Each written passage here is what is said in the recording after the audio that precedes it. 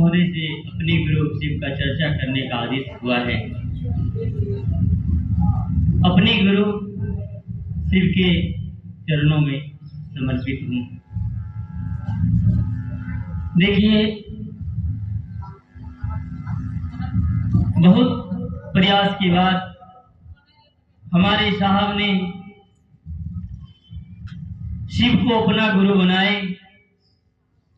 बहुत कष्ट उन्होंने झेले अपने जीवन में और बहुत आसान से हम लोगों को दे दिया है।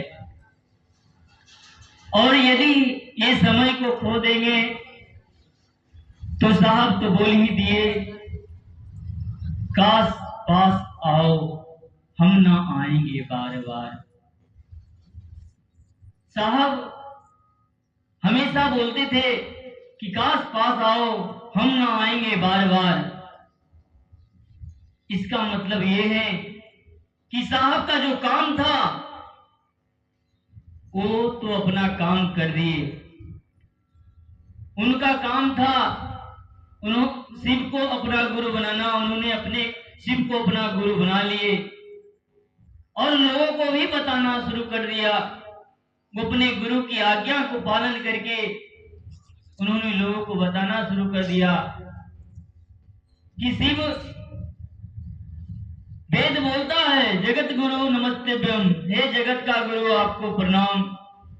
वो जगत का गुरु है, एक एक व्यक्ति का गुरु हो सकते हैं, वो गुरुओं का गुरु है। और हम लोग जगत से बाहर नहीं हैं, हम लोग यही संसार में रहते हैं। इसलिए जरा सोचिए, जो इतना कष्ट झेल कर ये 3 सूत्र को लाने का काम किया है, उनके पास भी कोई चीजों का कमी नहीं था।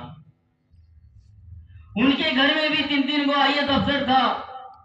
साहब हरिनानंद स्वयं DM थे, उनका बाबूजी शिक्षा विभाग का डायरेक्टर थे, उनके भाईजी राजस्थान का IG थे। उनका भी कोई चीज का कमी नहीं था, लेकिन मकसद उनका था कि जो ईश्वर,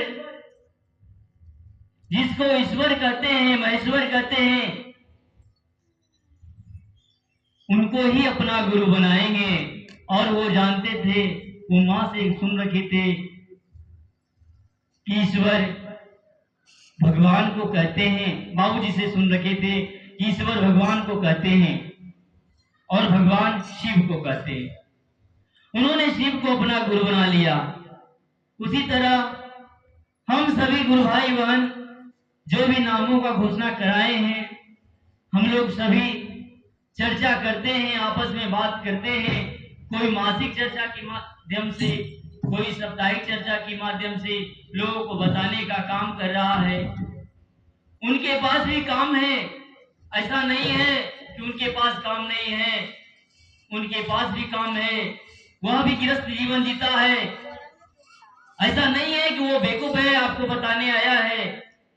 जो शिव का शिष्य बनने के लिए नाम घोषणा कराया है, उनके पास भी काम है, वह भी गृहस्थ जीवन जीता है। और यह अवसर है शिव को अपना गुरु बनाने का।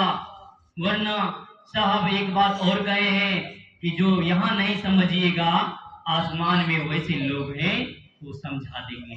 इसलिए जो शिव का अपना गुरु बनाना चाहते हैं, शिव को अपना गुरु बना लीजिए। यह न आसमान में वैसे लोग हैं जो सभी को समझा देंगे।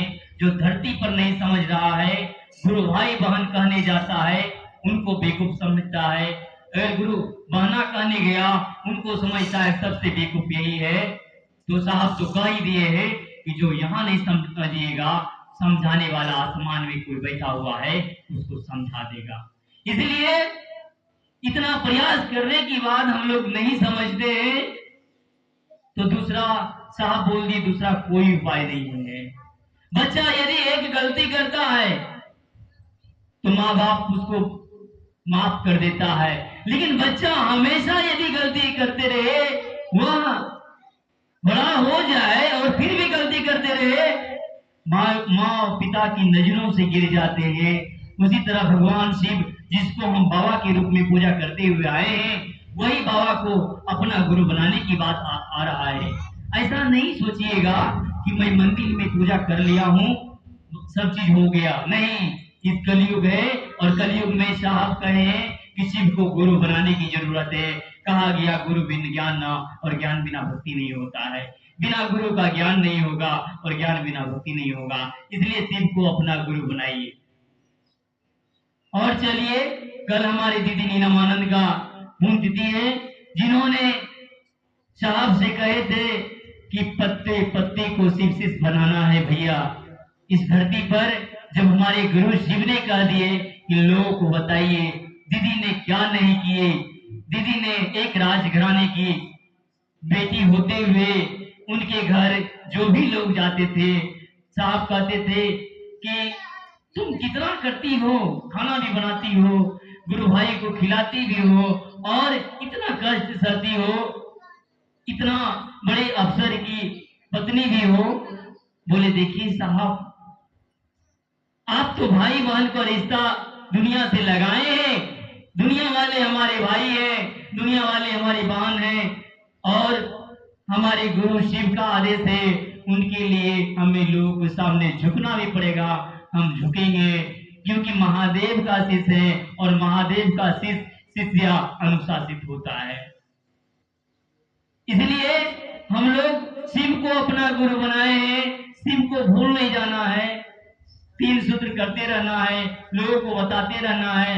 और कल दीदी नीलमानंद का पुण्यतिथि है। हम लोगों को अब जहां हो सके जाइए, अंधा अपने घर में मनाइए, कोई दिक्कत नहीं है। चलिए, यही वाणी के साथ मैं अपने वाणी को विराम देते हुए साहब सहित साहब दीदी को मेरा प्रणाम स्वीकार।